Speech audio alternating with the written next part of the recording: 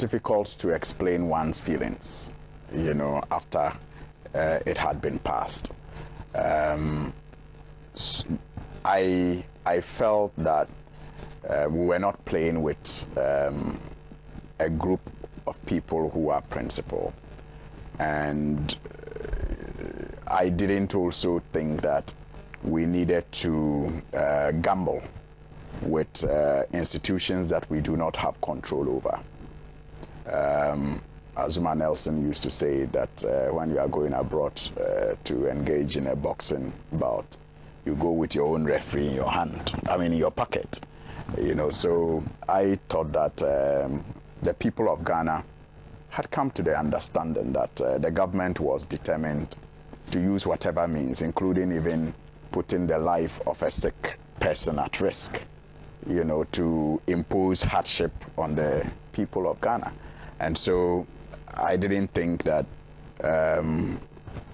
you know, we should have walked out, but you work with, you know, a group. And in the end, it was a strategy that remains to be vindicated. In the cause of war, there are many strategies that are put on the table. One thing that I would want the people of Ghana to take away from all of what has happened in relation to the e-levy is the unmistakable position of the minority to resist the government in the imposition of this tax that we believe will cause hardships. That position must not be misunderstood by anybody. In protecting that position, a number of options have been, you know, adopted. For example, our first approach was to reject the budget policy. Another approach was to, you know, approve appropriation but target the bill. And we succeeded in, you know, frustrating the government from going ahead, thanks to some other problems that they also had in mobilizing their members. So every step of the way, we reviewed our strategy, and the walkout was part of the strategies that we decided to use on that day. And I fully support that decision, even if I had reservations about it. But like I said, it remains to be proven, or it remains to be proven if it was the correct decision. Because I would have used another strategy because I don't trust our court system, one. And two, I do not trust, you know, the majority side. Because any group that was a principal group, when we walked out, would have considered other business other than the e-levy. Because it was known to them at the time that they did not have a quorum, per their own argument, to take decision. Not our arguments. Per their own previous arguments, it was known to them that when we walked out, they did not have a quorum to take a decision. And the decision to walk out was to play them against their own previous stance.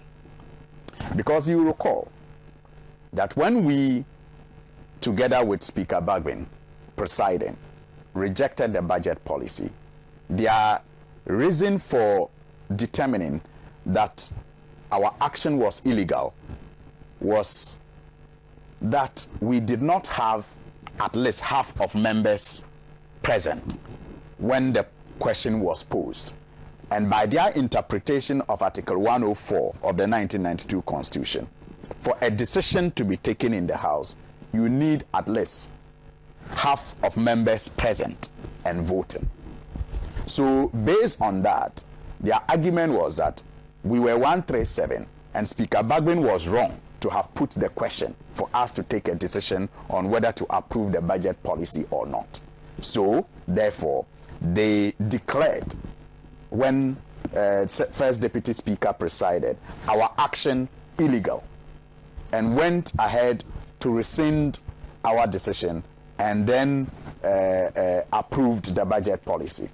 Now, this is what necessitated Lawyer Abdullahi to go to court to seek interpretation on Article 104 of the 1992 Constitution on two issues.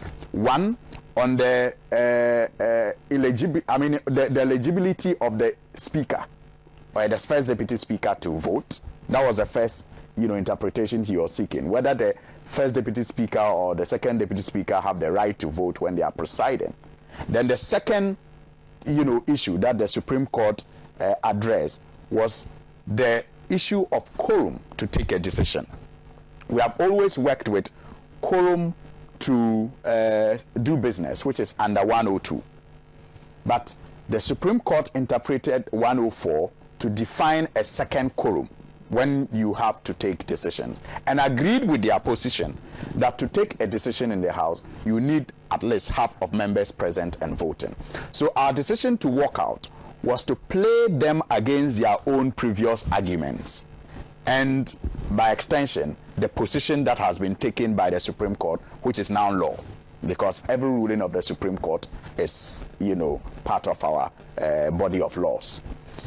So like I said, it remains to be proven if it was the best approach, because the matter has gone to the Supreme Court.